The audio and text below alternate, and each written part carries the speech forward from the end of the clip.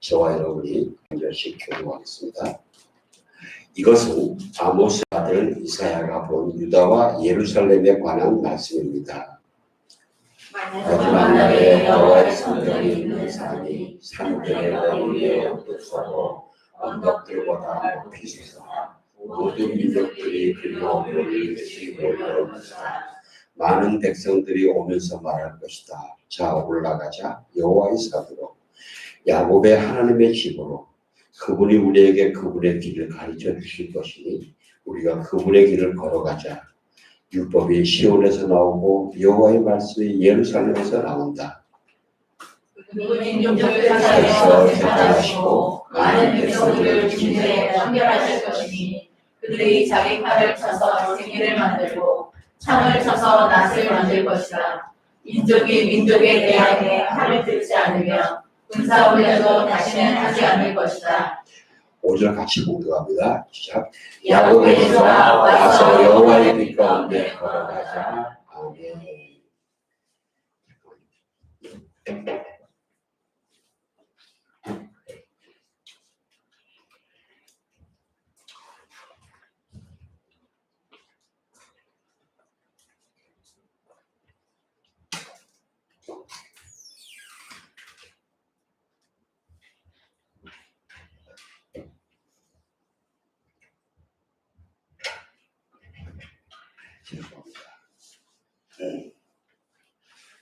네, 오늘 제목 마지막 날입니다. 마지막 날에 이 마지막 날은 또 여호와의 날이라고 불리기도 합니다.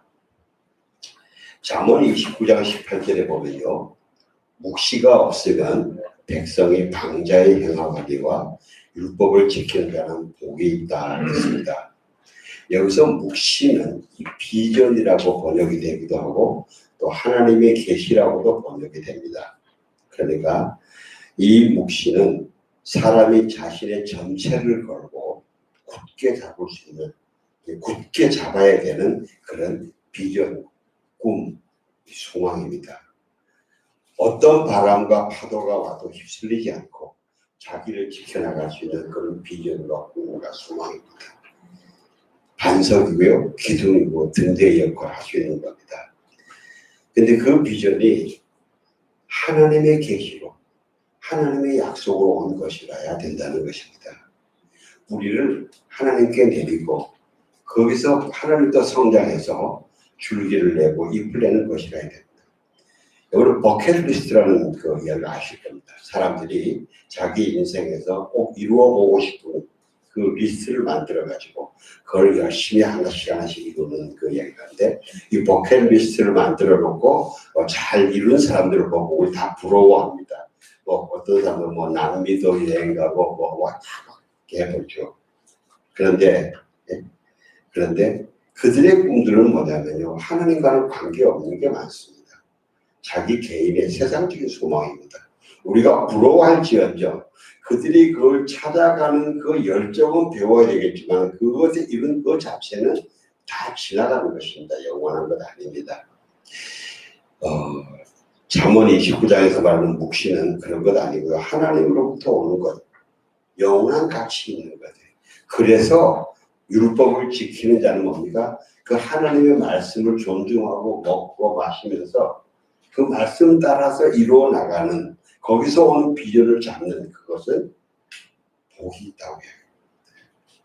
여러분, 우리가 지금 말씀을 묵상하고 적용하면서 삶을 살아내는 게 하나님 안에 있는 비전을 우리가 이루어가고 있는 겁니다. 조금 전에 우리 안두경 자매님이 가족 안에 아주 놀라운 화목이 시작되는 것을 이야기를 나누셨는데, 그래요. 하나님이 저분 가정에 그러한 화목과 화평이 이루어지기를 원하시는 거예요. 이게 비전인 거예요. 그냥 도덕적으로 착하게 편하게 살아지는 것이 아니라 하나님이 저 가정을 향한 그 계획들을 우리가 그동안까지는 잘 누리지 못했던 것을 다시 말씀과 성령의 능력으로 회복되게 그 비전을 찾아가는 거예요.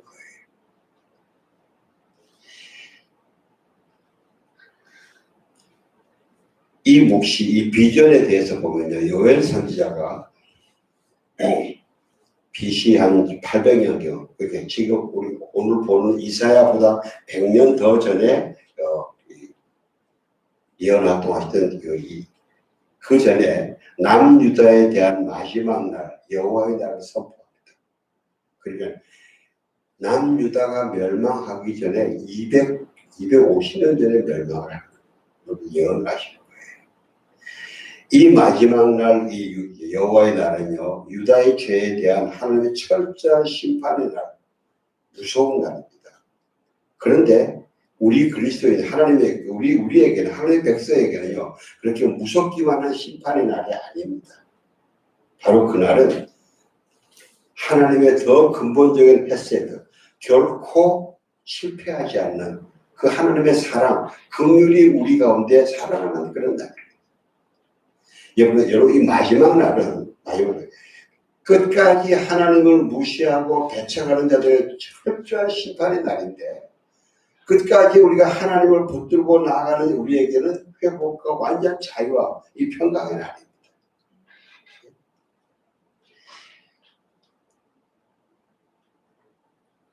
그래서 우리가 주 예수 안에서 하나님의 말씀을 사모하고 지금 예배하면서 추구하고 나가는 우리에게는 이 여호와의 날은 하나님의 정죄와 심판, 형벌 그것만이 아닙니다. 오히려 지금 그 과정은 뭐냐면요, 지금 우리가 받는 이 어려움들은 우리의 죄악과 그것으로 인해 썩은 것들을 도려내는 수술하는 과정이에요. 우리가 지금 말씀으로 성령으로 은혜로 목욕하는 과정이에요.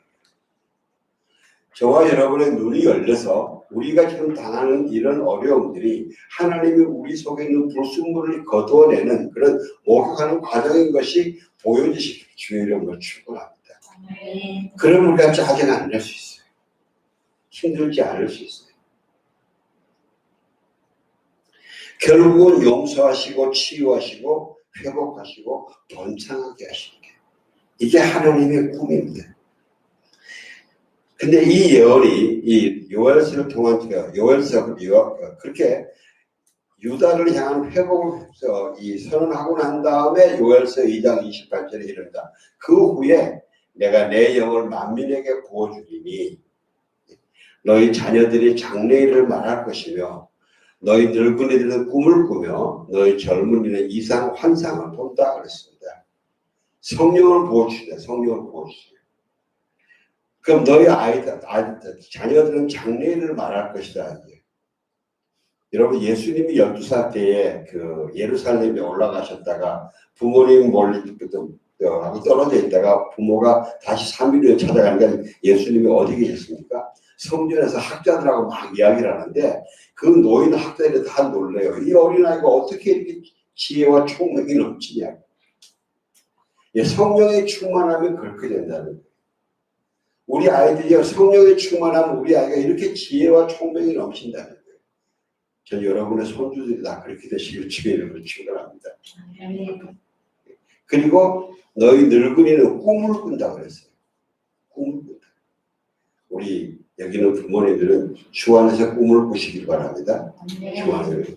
그리고 젊은이는 이상 환상을 보는 이게 비전이에요. 꿈을 가장 막 활동할 수 있는 힘이 있는 이 젊은이들이 비전을 본다는 겁니다.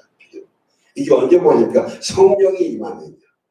성령이 충만하게 임하면 비전을 본다는 것입니다. 그리고 이 예언이 다시 사도행전 2장에 보면요. AD 30년이니까 800년 후에 성취되는데 예수님이 우리가 져야 될 모든 죄의 짐을 지시고 십자가에서 피 흘리시고 죽으시고 난 다음에 사흘 만에 부활하셨습니다. 그리고 50일 지나서 그러니까 십자가에서 사단의 마지막 권세를 깨버리고 죽음의 권세를 깨버리고 부활로 생명을 일으키시고 난 다음에 성령을 부어주셨어요. 성령을 부어주시니까 오순절 그때 모였던 사람들이 전 세계에서 다 온 사람들입니다. 로마나 그때 그 세계의 중심 한 15개국에서 온 사람인데 이 갈릴리 시골 사람들이 방언을 막 이야기를 하는데 어떻게 듣느냐? 그 사람들이 자기네 나라 말로 다 듣는 거예요. 그게 다 놀라는 거예요. 여러분 지금도 이런 역사가 있습니다. 성경에서. 그러니까 너무 놀라면서 그 바운드가 무슨 얘기를 하냐? 하나님이 하신 놀라운 이야기를 이야기하는 거예요. 그러니까 듣던 사람들이 저 갈릴리 총띠기들이 어떻게 이런 말을 다 하겠냐? 저 술에 취했다. 새술에 취했다 그랬어요. 그랬더니 베드로가 그때 일어나서 형제들아 지금이 아침 9시인데 이들이 새술에 취한 게 아니다. 이들이 지금 말하는 것은 우리 선지, 우리 옛 조상의 선지자 요엘 선지자가 800년 전에 예언한 그 성령이 부어지심으로 지금 이렇게 말하는 하나님이 이를 말하는 것이다. 이렇게 설명해 줍니다. 이렇게 요엘 선지자를 통해서 성령을 부어주셔서 우리의 젊은이들이 비전을 보게 하시고 노인들이 꿈을 꾸게 하시고 우리 어린아이들이 지혜와 총명이 넘치게 하는 이 예언들이 지금부터 2000년 전에 오순절날 이미 이루어졌다는 것입니다. 그리고 지금 저와 여러분도 이 성령 시대에 살고 있는 겁니다. 저와 여러분은요, 죄와 사망의 시대에 살고 있는 게 아니고요, 예수님이 이미 십자가에서 승리하시고 부활하신 부활의 시대, 생명의 시대, 성령의 시대를 살고 있는 겁니다. 우리 주눅 들면 안 됩니다, 여러분.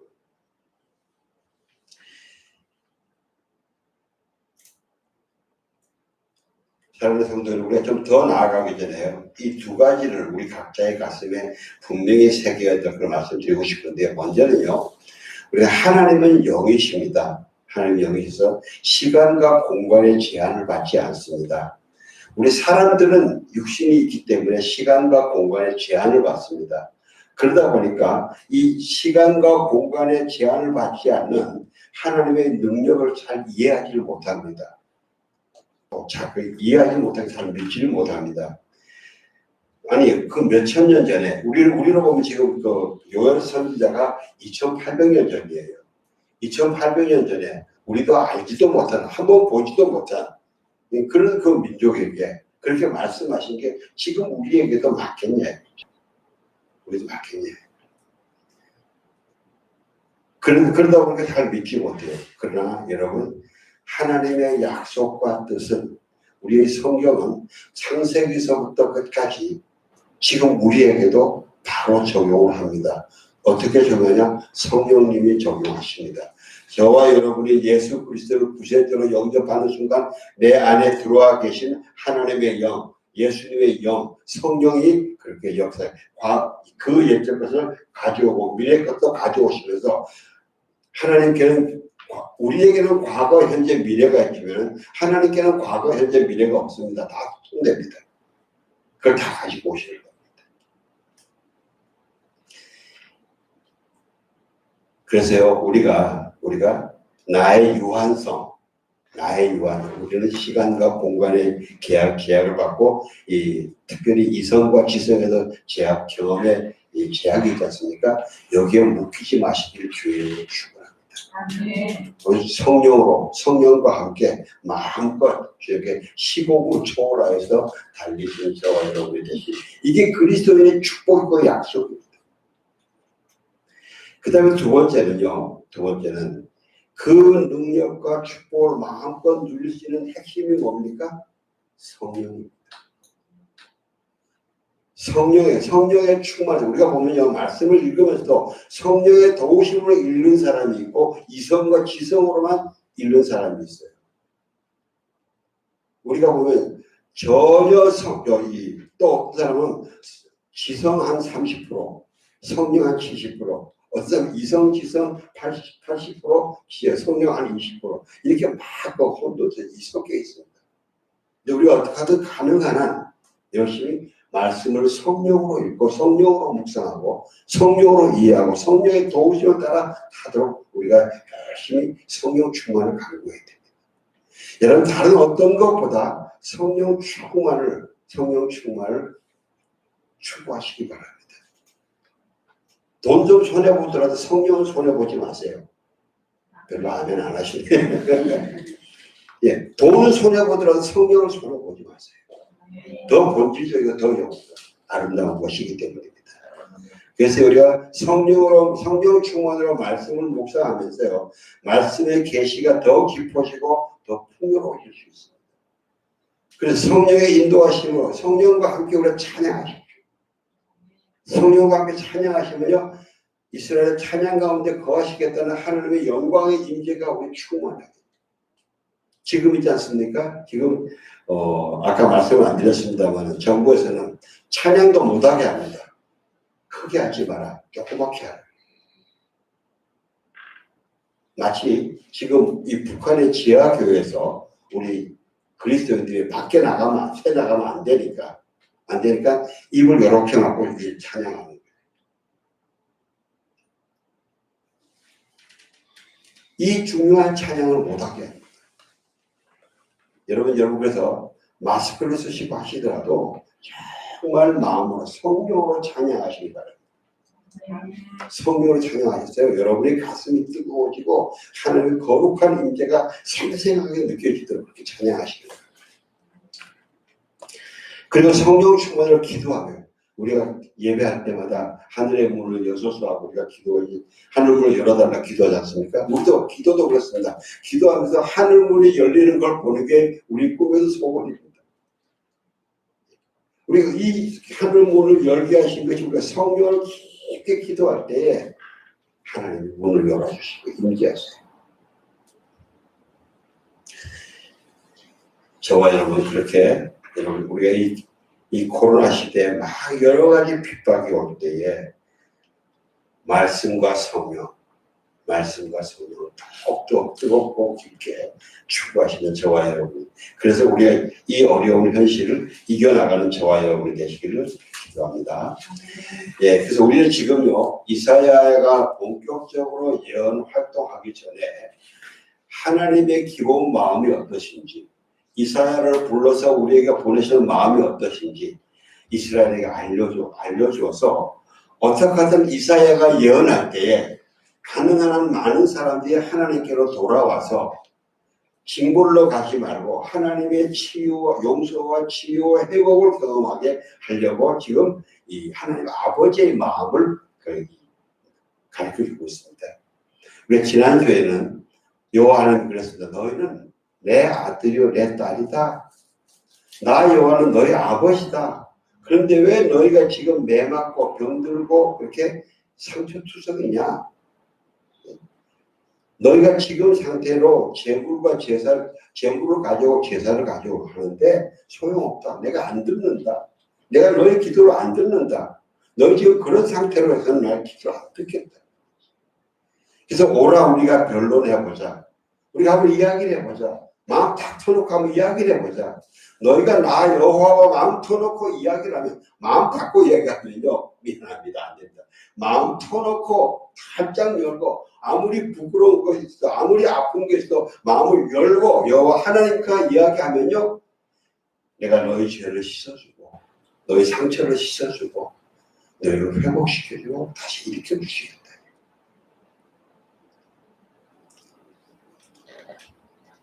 그리고 오늘 이사야 2장은요 오늘 읽은 본문에서 하나님이 내가 너희들을 애굽에서 데리고 나올 때 내가 꿈이 있었다.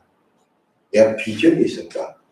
오늘 이 2장 2, 3, 4절은요 하나님이 이스라엘 백성들을 애굽에서 데리고 나올 때에 하나님이 꿈꿨던 그 나라를 이야기합니다. 나 이런 꿈이 있었다 하고 지금 말씀하시는 거예요. 그 꿈은 이렇습니다. 하나님이 이스라엘을 출애굽시켜서 가나안 땅에서 적장시켜서 이루고 싶으셨던 나라가 어떤 나라냐? 여호와의 성전이 있는 산이 다른 모든 산들보다 높이 올라서는 그들의 머리에서는, 이거는 무슨 의미입니까? 가나안에 있던 모든, 가나안에 보면 그 산마다 산당이 있지 않습니까? 우상성에.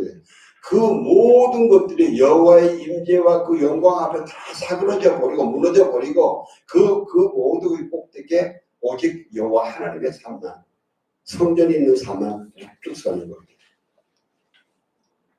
이렇게 보니까 저기 히말라야 보면 다른 높은 봉도 있지만 거기에 에베레스트 봉이 단독 우뚝 서 있지 않습니까? 그처럼 다른 모든 거는 그 경광 아래 가려버리고 오직 여호와의 성전에 있는 그 삶만이 가장 높이 우뚝선 영광의 광채를 바라는 그런 거다 이거죠. 모든 우상을 섬기던 사람이 그 하나님 앞에 영광 앞에 무릎을 꿇어버리고, 예? 그리고 모든 민족들이 물밀듯이 몰려올 것이다. 여호와의 성전에 있는 그 거룩한 이스라엘의 광채를 보고. 여러분 이게 어떤 여러분 초대교회 때에 있었죠. 성도들이 모이면 예배하고 찬양하고 기뻐하고 떡을 떼면서 사랑의 교제를 나누니까 전도 안에도 사람들이 막 모였지 않습니까? 하루에 몇천 명씩 모였다 그랬어요. 그것이 이 그림이에요. 그 그림이에요. 그러니까 여러분 생각해 보세요. 사실 우리가 지금 교회가 같이 이렇게 그 주일날 예배를 드릴 때에 그러한 하나님의 나라가 임하면서 주변에 다른 사람들이 보면서 와 저게 어떤 데냐고 몰려오게 하는, 그래서 하나님께 나오게 하는 이 전도의 문을 막아버리는 거예요. 이게 지금 코로나를 빙자해가지고.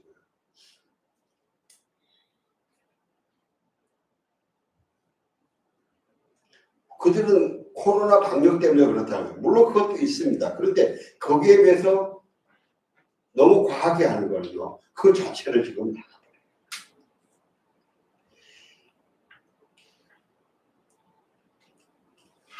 여러분 여호와의 성전에서 이스라엘 백성들이 하나님께 경배하고 찬양할 때 보면요. 구약 성경에서 이스라엘 백성들이 성전을 다시 한번 거기에 세우고 거기서 막 느헤미야와 에스라의 선자들이 말씀을 봉독하면서 그 하나님의 영광에 압도돼서 온 회중이 눈물을 흘리고 하루 반을 통곡하는 그런 영광을 생각하면요. 우리 대한민국에도 그런 때가 있었어요. 여의도 광장에서 100만 그리스도인이 모여가지고 며칠간, 저는 그때 예수님 안 믿었기 때문에 몰라도 못 갔는데 여의도 광장에 100만 명이 모여가지고요. 100만 명이 모여서 며칠 동안 비가 오는데 아주 관계를 거기서 눈물을 흘리고 찬양하고 기도했던 그런 때가 있었어요. 근데 지금 이게 식어버리고. 이렇게요, 여러분, 부자 되는 게 별로 좋은 거 아닌 것 같아요. 그때는 다 가난했거든요. 너도 가난하고 나도 가난하고. 근데 좀 먹을 게 좀 생기고 나니까 사람들이 다 이렇게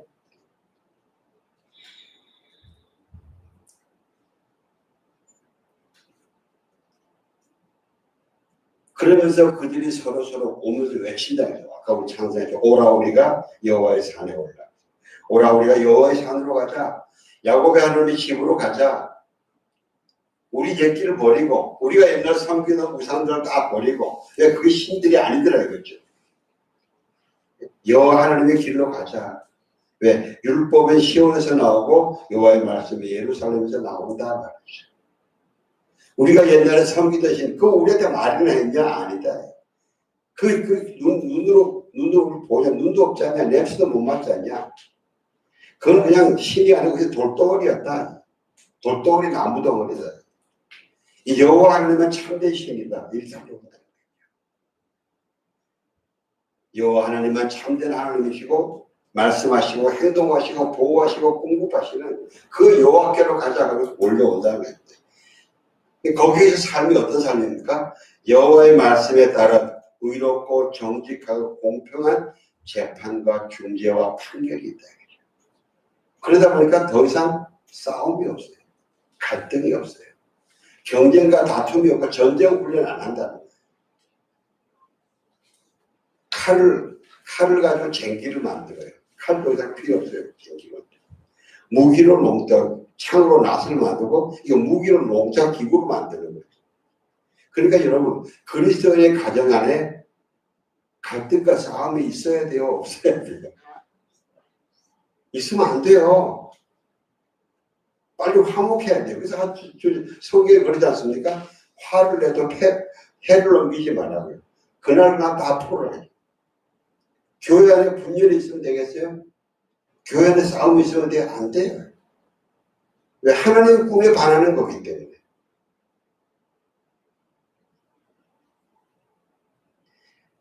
자, 이렇게 하나님의 여호와의 꿈과 비전을 말씀하시고 난 다음에, 그런데 왜 그 이스라엘이 이렇게 매맞고 병들고 상처투성이냐 하는 것을 오늘 본문 뒤에 이사야 2장의 뒷부분에 쭉 설명을 하고 있습니다. 왜냐? 여호와께서 그의 백성 야곱의 집을 버리셨기 때문이다.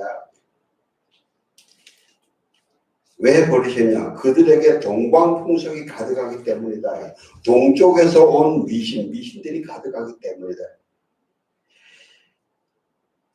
그래서 이방민족들과 함께 손잡고 약속하고 점도 친다 말이죠. 여러분, 우리가 좀 오해하는 게 뭐냐면, 우리는 대한민국이 동방예의지고 이래가지고 동방에 해 뜨는 나라 이래가지고 동쪽 그러면 굉장히 좀 좋게 보지 않습니까? 그죠? 일제율법 1월 달에 보면요, 해돋이 보러 간다고 다 저쪽에 강원도로 가잖아요. 근데 이 성경에서는요, 이 동쪽이 영적인 의미로 안 좋은 겁니다. 뭐냐면요, 하나님으로부터 멀리 가는 거예요. 하나님을 떠나서 멀리 가는 게 동쪽입니다. 여러분, 아담과 하와가 에덴에서 어느 쪽으로 쫓겨납니까? 동쪽으로 쫓겨납니다. 그리고 그 가인이 자기 동생 아벨을 죽인 후에 하나님 만나서 하나님께 쫓겨나지 않습니까? 어느 쪽으로 갑니까? 동쪽으로 가서 롯 땅으로. 그리고 노아 홍수 때 사람들이 동쪽으로 이동해서 신할 평지에서 바벨 탑, 교만의 탑을 쌓습니다. 그래서요, 여러분, 우리가 성막 있지 않습니까? 성막은, 광야 때 성막은 입구가 동쪽으로 향해 있습니다. 동쪽에서. 그래서 전진할 때도 동쪽 입구부터 먼저 출발합니다. 그게 의미가 뭐냐? 이 꼭 성막이 말입니다. 이 그물망처럼 이렇게 되어 있어가지고 서쪽은 꽉 막혀있거든요, 지성소에. 그래서 이렇게 쭉 나가면서 하나님을 떠나서 멀리 간 백성들을 찾아서 모아오는 그 이스라엘의 행군이 그런 영적인 의미가 있는 겁니다.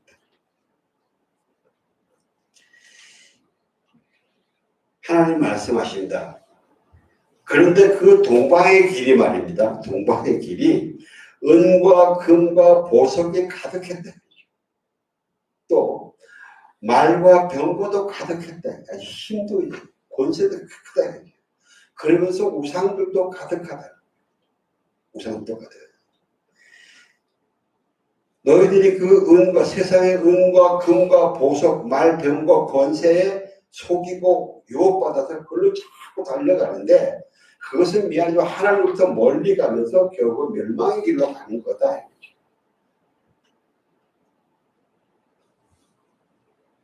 여러분, 창세기 13장에 보면 아브라함이 자기 아들 롯하고 갈라지는 장면이 있지 않습니까? 아브라함이 그랬다. 네가 좌하면 내가 우하고 네가 우하면 내가 좌하리라. 근데 롯이 어디를 봅니까?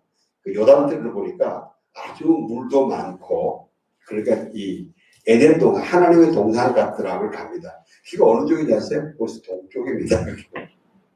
그게 동쪽입니다. 여러분, 세상에는요, 우리의 마음을 녹이는 그런 유혹거리가 많이 있습니다.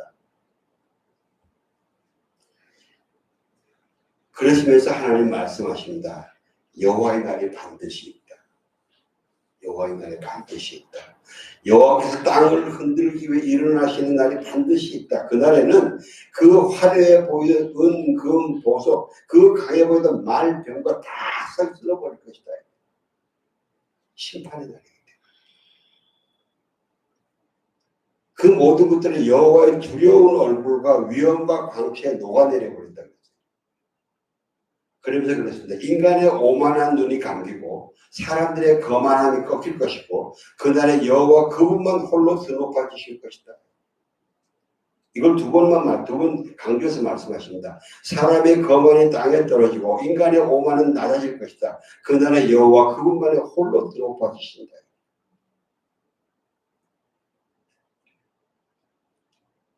그러면서 부르시는 겁니다. 우리 오늘 5절 다시 한번 띄워주실래요? 같이 봉답시다. 야곱의 집아 와서 여호와의 빛 가운데 거하라. 너희가 좋아하고 가던 동방의 길은 반드시 여호와의 날에 다 망가진다, 멸망한다. 야곱의 집아 오라, 여호와의 빛에 걸어가자. 여러분, 여호와의 빛이 무엇일까요? 여호와의 빛 가운데 걸어가자가 무슨 말일까요? 어렵게 생각하지 마세요. 예수 그리스도와 연합하고 또 걸어가는 겁니다. 말씀 묵상과 찬양과 예배와 기도를 통해서 예수 그리스도와 연합하면서 동행하고 함께 걸어가는 거예요. 이것이 여호와의 빛에 걸어가는 것입니다. 요한복음 1장에 예수님은 태초에부터 계시던 하나님의 말씀이시고 하나님이시고 그 모든 창조는 창조주라고 했습니다. 그리고 그분 안에 생명이 있고 빛이라고 했습니다. 생명을 살리는, 생명을 일으켜 살리는 그 빛이라고 했습니다. 여러분, 지금 저와 여러분도 그 예수님, 하나님의 빛, 예수님의 빛과 생명 안에 살고 있는 겁니다. 우리가 지금 숨을 쉬고 사는 것도 여러분, 우리가 예수님 안에서 살고 있는 겁니다. 또 요한복음 8장 12절에 예수께서 또 말씀하여 이르시되 나는 세상의 빛이니 나를 따르는 자는 어둠에 다니지 아니하고 생명의 빛을 얻으리라 그랬습니다. 그러므로 여호와의 빛 가운데 걸어가는 것이며 생명의 빛 예수님을 가슴의 주인으로 하나님으로 모시고 그 예수님과 하나 되어서 한 걸음 한 걸음 걸어가는 거예요. 이것이 여호와의 빛 가운데 걸어가는 거예요. 우리가 지금 말씀 묵상에서 나누는 것도 이것도 여호와의 빛 가운데 걸어가는 걸음을 나누는 겁니다. 여러분이 말씀 묵상을 이걸 이거 왜 귀찮아 이러지 마세요. 내가 어떻게 여호와의 빛 가운데 걸어가는 것을 그 은혜를 때로는 성공과 감사, 때로는 실수와 실패해서 그걸 우리가 나누는 겁니다. 그래서 예수님과 하나님 동행하는 것인데 그렇기 때문에 우리가 아까 말씀드린 것처럼 성령으로 더 충만해져야 돼요. 성령으로 더 충만해져야 돼요. 성령 충만으로 예수님과 더 깊고 풍성하고 완전한 연합을 이루어야 되고요. 그래서 예수님의 그 지혜와 지식, 예수님의 능력, 그것이 여러분의 생각과 말과 행동을 통해서 막 퍼져나가야 돼요. 우리가 그래야 이 어두운 것들을 지금 이길 수가 있어요. 아까 말씀드렸죠. 포스트 코로나 우리 그리스도인들은 뭘 준비할 것인가? 신앙의 기본이다. 기본이 뭡니까? 하나님의 생명, 말씀과 성령이에요. 지난주에 국민일보에 어떤 사모님이 굉장한 광고에 걸렸어요. 뭐라고 쓰셨는가 하면 저는 사모입니다. 그러시면서 저희 교회에서 지금 코로나 시대에 헌혈이 부족하다고 해가지고 그래서 예배 때에 헌혈에 동참하실 분 했더니 70몇 명 나왔대요. 그래서 이 적십자한테 연락을 해가지고 사람이 많으니까 적십자 차가 2대가 오기로 했대요. 헌혈을 모으기로. 오기로 했는데 그 교회 주차장에다가 계속 성도들이 거기서 헌혈하면 되는데 그 전화가 왔대요. 교회 이름으로 헌혈하면 안 되니까 교회에서 하지 말고 거기 있는 근처에는 주민센터에 오면은 와서 개개인의 이름으로 하게 해달라고 그런다고 했어요. 그 사모님이 화가 나서 글을 올린 거예요. 아니 교회 운동장에서 헌혈하면 코로나 걸리고 시민센터에 가면 코로나 안 걸리냐. 지난주에 제가 잠깐 말씀을 드렸습니다만 나중에 성도들과 이야기했습니다만요. 지금 이 사회가요 얼마나 기독교에 대해서 반대를 하는가 하면요. 기독교인들이 숨어서 하는 선행은 하나도 안 하고 다 묻어버립니다. 그리고 기독교인들끼리 싸움 나는 거 이것만 다 까발려 버립니다. 자기네들은 그런 게 더 심한 게 많으면서도요. 여러분 우리나라의 그 이 헌혈이지 않습니까? 헌혈하는 실제 통계를 보면요. 그 헌혈하는 사람의 거의 60~70%가 그리스도인입니다. 그리고 지금도 코로나 그 치료하는 의료진 있지 않습니까? 의료진의 이번에 우리나라가 이만큼 코로나를 막을 수 있었던 것도 그 의료진의 헌신에 의해서였거든요. 그 의료진들의 60~70%가 그리스도인들이에요. 오래전에 우리 그 태안반도에 그 기름 유조선 유출됐지 않습니까? 그때 여기 좀 같이 갔었는데 그때 그거를 전국에서 사람들이 와서 그 기름을 닦고 그 걷어냈어요. 걸레를 닦고. 근데 그 태안에 있는 사람들은 그때 왔던 사람들 80%도 교회에서 온 사람들이다. 근데 그거는 일체 방송 안 돼요. 기사 안 돼요. 전 국민이 와서 우리 국민들이 이렇게 와서 했다.